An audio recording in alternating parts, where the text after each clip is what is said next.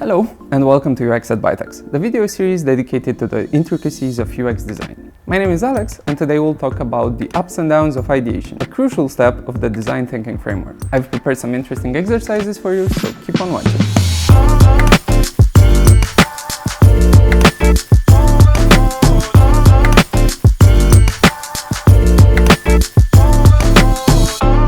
Design thinking is a way of approaching a problem that teams use to understand the product or come up with innovative solutions. If you watched our last week's video, Yulia described our 5-step process that is a variation of this framework. Each step has its own merit, and ideation is about coming up with as many ideas as you possibly can. Once you have all your ideas in order, analysis will follow so that you sort out which ideas to pursue.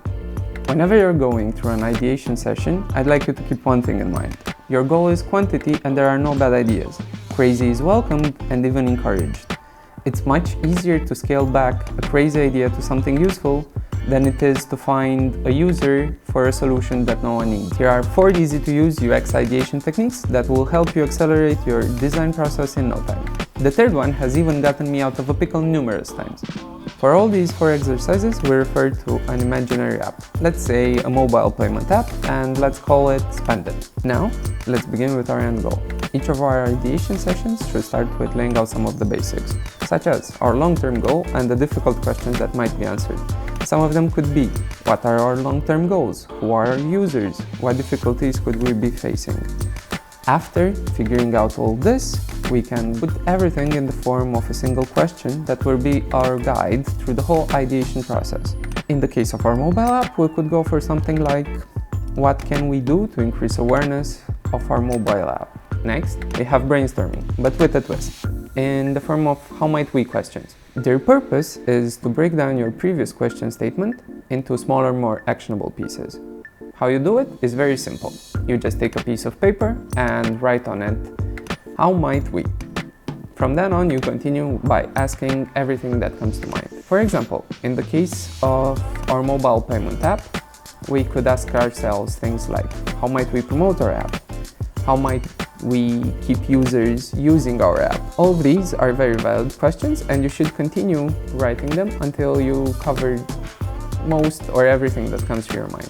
After this, you're gonna notice that some patterns emerge. You're gonna have to group the questions that are similar and then sort them by importance. What we hope to achieve through this is prioritize our work in a friendly, more approachable way. Now, it's time for my favorite, Crazy 8. I use this exercise whenever I'm feeling stuck and no other idea comes to mind. The idea of it is pretty simple. You take a piece of paper, split it into 8 different parts, and then in those parts, you try to come up with 8 possible solutions to the problem you're facing. The crazy in Crazy 8 refers to the pace, not the nature of the ideas you're going to come up with. So, try to not go over 60 seconds per section. Sometimes, this exercise leads to a revelation. Other times, not so much. But the idea of it is that you're going to come up with 8 possible solutions in less than 8 minutes, which, in my opinion, is pretty great. Moving on and keeping things fun, the next exercise is called Worst Possible Idea, and the name is pretty self-explanatory. You're going to be tasked with coming up with the worst possible solution for the problem in question. I feel like this exercise has some merit because it's much easier to ask yourself, hey, how worse could it be? Instead of trying to come up with better and better solutions. You never know. Looking at the worst possible idea could lead you to your next best one. Let's say, in the case of our mobile app, we could ask ourselves something like, what if our mobile payment app would give people money when paying instead of taking them? How cool would that be? That's pretty much it for today. And in the words of many famous YouTubers, like, share, subscribe, and join us next week when Mihai will provide us info into how collaboration works as he sees it after 12 years as a UX designer. So, see you next week.